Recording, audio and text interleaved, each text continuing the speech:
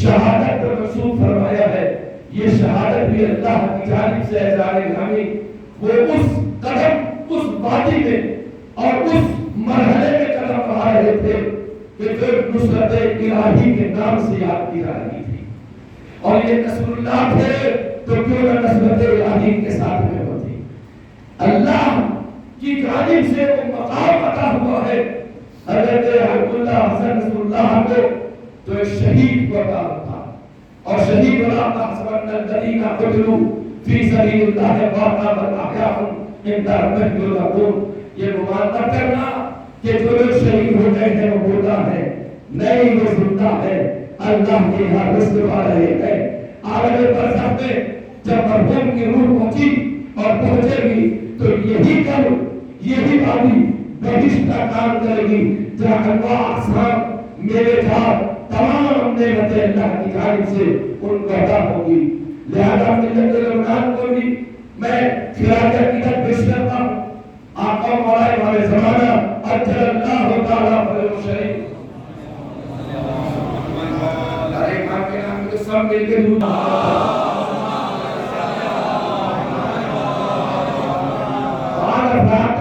بیٹھتے جیسے ان کے لمحہ مبارک پہ فیری کوڈ لگا دیا۔ باوجود یہ کہ اللہ نے درود کا اتنا ثواب رکھا ہے، اللہ نے درود کا آل محمد کے اوپر اتنا ثواب رکھا ہے جیسے بہتا ہوا پانی۔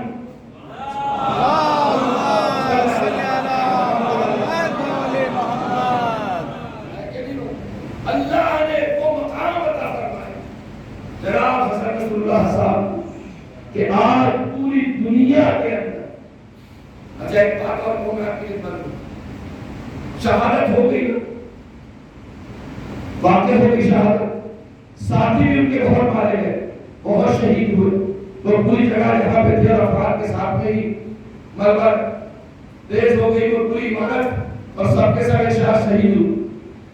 آج ذہن انسانی میں اللہ بھی کیسی کیسی مثالیں لے کے آقا بندوں کو چھکانے کے لیے، اجاگر کرنے کے لیے، مجلس میں نورانی نہ ہو جائے، بس میں اختتام کی طرف جتنا مجھے وقت دیا تھا، کیسی کیسی مثالیں دیتا ہے۔ لوگ بڑے تعجب سے کہتے ہیں یہ کیسے ممکن تھا کہ پیغمبر کا نواسہ کربلا میں رہ کر کے آواز دے رہا ہو اور اس زمانے کا مسلمان نہ رو رہا ہو۔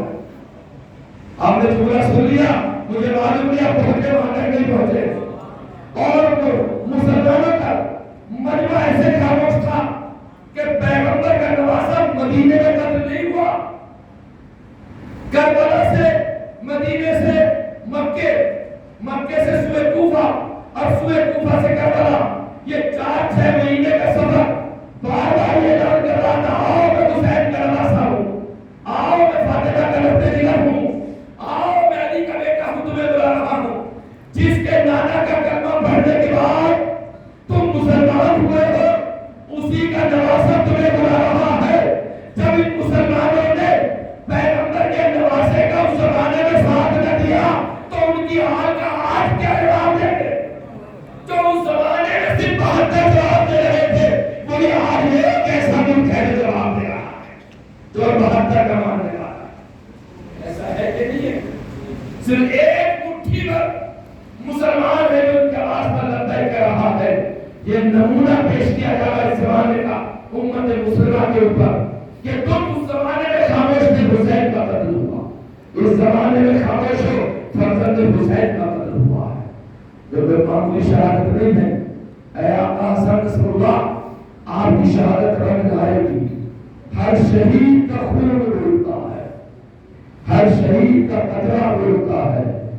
دنیا والے دل خوف زدہ ہے حسن نصر اللہ کی شہادت کے اوپر کہ آپ حسن نصر اللہ کی کوئی پوسٹ ڈالیے فیس بک کے اوپر، ایک لمحے کے اوپر ریموو کی جا رہی ہے، ڈیلیٹ کی جا رہی ہے۔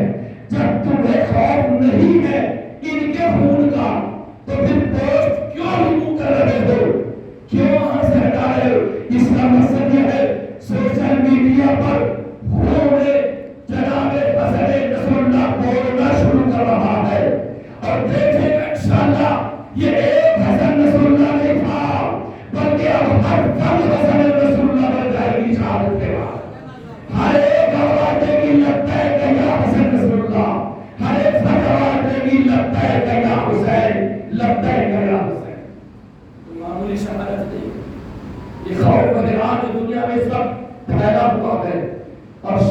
موتوں سے ہمیں کیا ڈرانا؟ ہم تو شہادتوں کے عادی، ہم تو عادی ہیں شہادتوں کے۔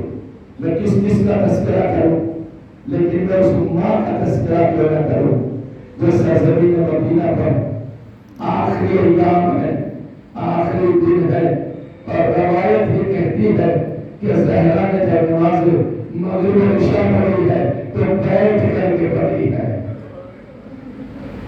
رونے کے لیے یہ جملہ کافی ہے۔ اگر میں آگے مسائل نہ بھی پڑھوں تو آج کی مجلس کی یہ جملہ سوچنے کے لیے مہربان حضرت زہرا کے لیے کافی ہوگا۔ پیغمبر کی بیٹی ہے، علی کی زوجہ ہے، حسنین کی مادر گرامی ہے۔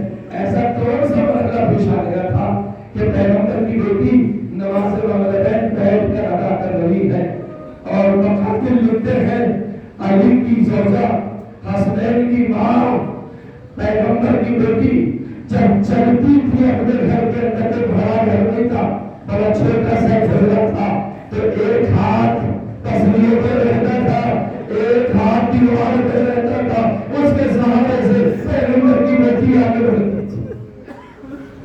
آخر کون سی وجہ کیا وجہ تھی جو حضرت زہرا کا ایک ہاتھ تسلیوں پر تھا؟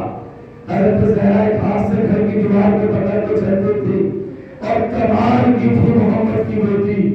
کون سا جملہ نے آپ کی خدمت کروں، ایسی بات شاید ہی کائنات میں ملے۔ ایک یوں عظمت ماں کے لیے درمیان مسائل کی پرتو ماں واحد وہ ذات ہے جو مرنے کے بعد بھی اولاد سے رابطہ ختم نہیں کرتی۔ مرنے کے بعد بھی اولاد کا رابطہ ماں کے ساتھ میں رہتا ہے، یعنی ماں اپنی اولاد سے رابطہ مرنے کے بعد بھی منقطع نہیں کرتی۔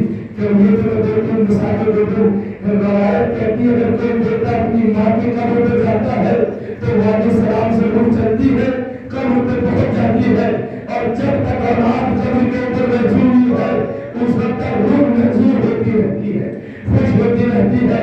حامل اولاد میں جو فاتحہ پڑھ رہی ہے، قرآن پڑھ رہی ہے، نظر نیاز کر رہی ہے، ہر سال جملہ چلے جو صادق علیہ محمد امام جعفر صادق علیہ السلام ارشاد فرماتے ہیں جب یہ وارث قبر سے اٹھ کے جانے لگتا ہے، ماں کی روح کہتی ہے ذرا اور ٹہل جا، ذرا اور ٹہل جا، مجھے سکون حاصل ہو رہا ہے۔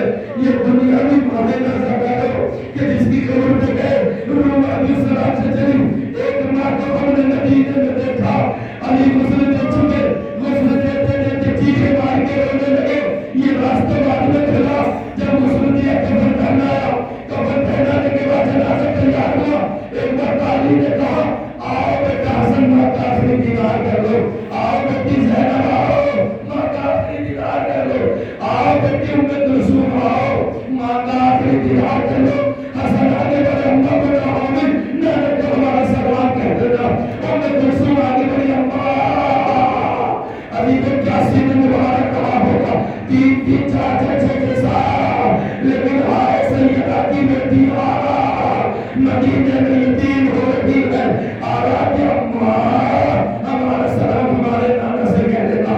علی نے دیکھا ایک گوشے میں چھوٹا سا میرا ایک بیٹا حسین گریہ کر رہا ہے، ایک بیٹے نے ماں کی ایصال ثواب کی پرس کا انکار کیا ہے نا، یہ جملہ کیسے نہ پڑھو۔